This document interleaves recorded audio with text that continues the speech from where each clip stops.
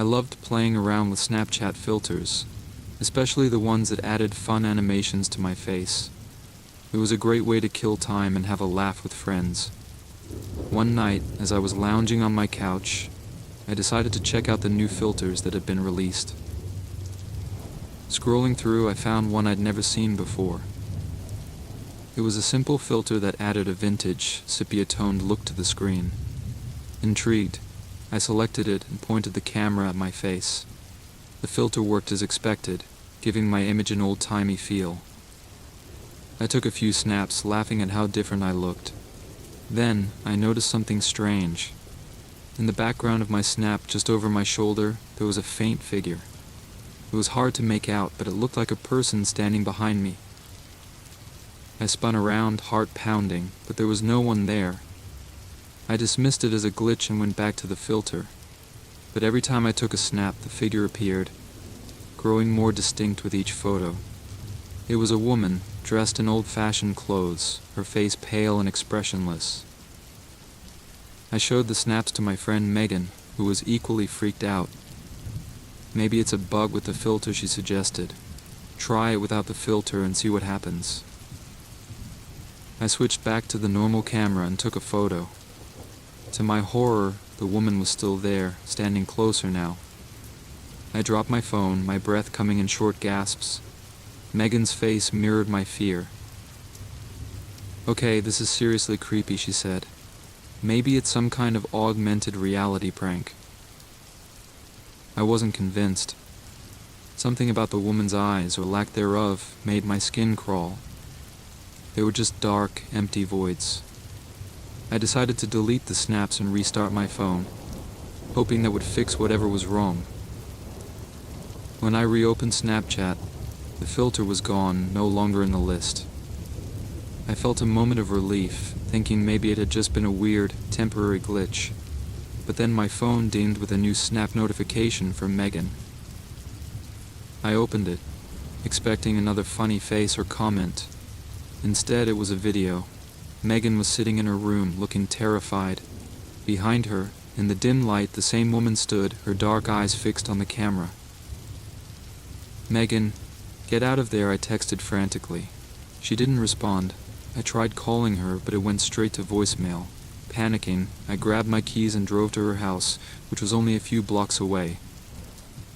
When I arrived, her front door was ajar. I called out for her, stepping inside cautiously. The house was eerily quiet. I made my way to her room, my heart pounding. The door was closed, and I hesitated before pushing it open. Megan was sitting on her bed, staring blankly at the wall. I rushed to her, shaking her shoulders. "Megan, are you okay?" She didn't respond. Her phone lay on the bed, screen cracked, the Snapchat app still open. Then I felt a cold, heavy presence behind me. I turned slowly, and there she was. The woman from the snaps, her lifeless eyes boring into mine. I backed away, pulling Megan with me. We ran out of the house, not stopping until we reached my car. I drove us to the nearest police station, babbling about what had happened. The officers looked skeptical, but agreed to check out Megan's house. They found nothing unusual, no sign of the woman or anything out of place. Megan remained in a daze for days, barely speaking. When she finally did, she didn't remember anything about the woman or the snaps. I deleted Snapchat from my phone, refusing to use it again. The memory of that filter and the haunted eyes of that woman still haunt me. Some things, I believe, are better left in the past, forgotten and undisturbed.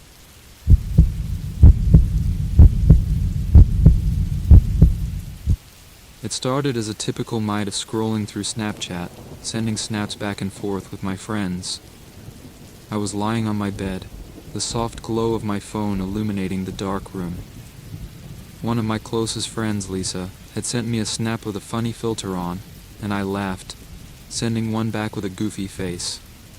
We kept this up for a while, until I got a snap from an unknown user. The username was strange, just a random string of numbers and letters. At first, I thought it might be someone I knew playing a prank on me, so I opened it. The snap was a photo of my street, taken from what looked like the end of my driveway. I felt a chill run down my spine. It was late, and I was home alone. I replied with a quick, "Who is this?" but got no response. Instead, another snap came through, this time a video. The video was shaky, and the person filming seemed to be walking. It showed the front of my house. My heartbeat quickened as I watched the person approach my front door. The video ended abruptly, leaving me in silence. I jumped out of bed and rushed to the window, peeking through the blinds. The street was empty, dark and eerily quiet. I considered calling the police but decided to text Lisa first. "Hey, I think someone is outside my house," I typed quickly. Her response came almost immediately. "Are you serious? Do you need me to call someone?" Before I could reply, another snap notification came in. With trembling hands, I opened it. This time it was a photo taken from inside my house, looking down the hallway. I dropped my phone in shock and ran to my bedroom door, locking it behind me. I picked up my phone and texted Lisa again. "Someone is inside my house. Call the police." Seconds felt like hours as I waited for her reply. My phone dinged, and I grabbed it, expecting Lisa's message. Instead, it was another snap. I hesitated, then opened it. The snap showed my bedroom door from the other side, with a caption that read, "Found you." I could hear footsteps approaching my room, slow and deliberate. My mind raced as I tried to think of what to do. There was no way out, no escape. I crouched in the corner, clutching my phone, and waited. The doorknob rattled, and I held my breath. Then it stopped. Silence. I listened intently, trying to hear any movement. My phone dinged again, and I nearly screamed. Another snap. I didn't want to open it, but I had to know. With shaking hands, I tapped on the notification. It was a photo of an empty hallway, taken from the perspective of my bedroom door. The caption read, "You're safe. For now." The police arrived minutes later, bursting through the front door. They found me in my room, trembling and scared out of my mind. They searched the house but found no one. I showed them the snaps, but the account had been deleted, leaving no trace of who it could have been. For weeks I couldn't sleep. Every noise made me jump. Every shadow seemed to hide a threat. Lisa stayed with me for a while, but the fear never fully went away. Whoever it was, they knew where I lived, and they had been inside my house. To this day, I keep my Snapchat settings locked down tight, and I never open snaps from unknown users. The memory of those snaps haunts me, a constant reminder that some nightmares are all too real.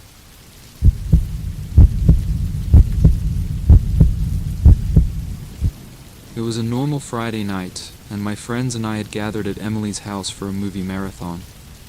Halfway through our second movie, we decided to take a break and mess around on Snapchat. We were snapping silly photos and sending them to each other, laughing at the ridiculous filters. One of our friends, Mark, hadn't shown up yet, so we decided to include him in the fun by sending him a few snaps. We used the group feature to send a snap to everyone, making sure Mark wouldn't feel left out. After a few minutes, Mark finally replied. His snap was a dark, blurry photo with a caption that read, "Almost there." We assumed he was still on his way, maybe stuck in traffic or something. We sent back a few more snaps, teasing him about being late. A little while later, Mark sent another snap. This one was stranger. It was a video of him walking down a dark street, but there was no sound. The camera was shaky, and he kept glancing behind him as if he was being followed. The caption read, "Weird stuff happening." We all watched the video, confused and a bit concerned. Emily decided to call him, but it went straight to voicemail. We sent a few more snaps, asking if he was okay, but got no response. Then we received another snap from Mark. It was a photo of a shadowy figure standing under a streetlight, far in the distance. The caption simply said, "Help." We all exchanged worried glances, unsure of what to do. "Should we go look for him?" Emily suggested, her voice trembling. We agreed and grabbed our jackets, heading out into the night. We knew the route Mark usually took to get to Emily's house, so we started walking, calling out his name and checking our phones for any new snaps. As we walked, another snap came in. It was a photo of a familiar intersection, one we knew was just a few blocks away. The caption read, "Hurry." We picked up the pace, our anxiety growing with each step.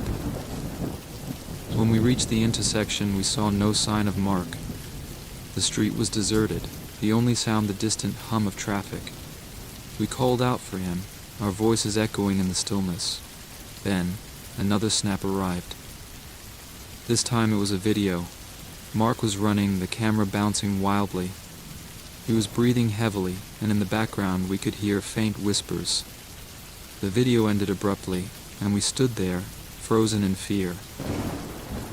"We need to call the police," Emily said, her hands shaking as she dialed 911. We explained the situation to the dispatcher, who assured us they would send someone to help. We waited at the intersection, our eyes scanning the darkness for any sign of Mark. A few minutes later, the police arrived. We showed them the snaps and told them everything that had happened. They started searching the area, questioning us about where Mark might have gone. As we stood there, another snap came in. It was a photo of Mark, sitting on the ground with his back against a tree. His face was pale, eyes wide with fear. The caption read, "Found him." We showed the photo to the officers, who recognized the location as a nearby park. We rushed to the park with the police, our hearts pounding. When we arrived, we found Mark exactly as he had appeared in the photo, but he was unconscious. The officers checked him for injuries and called for an ambulance. Mark was taken to the hospital, and we followed, anxious to know what had happened. When he finally woke up, he couldn't remember anything after leaving his house. The last thing he recalled was getting a strange snap from an unknown user. The police investigated but found no clues as to who had sent the snaps or why. The account had been deleted, leaving no trace. Mark recovered physically, but he was never quite the same. He stopped using Snapchat and avoided talking about that night. We all felt a lingering unease, a sense that something malevolent had reached out through the app to target our friend. To this day, I can't look at Snapchat without a shiver of fear, wondering what might be lurking behind the next snap.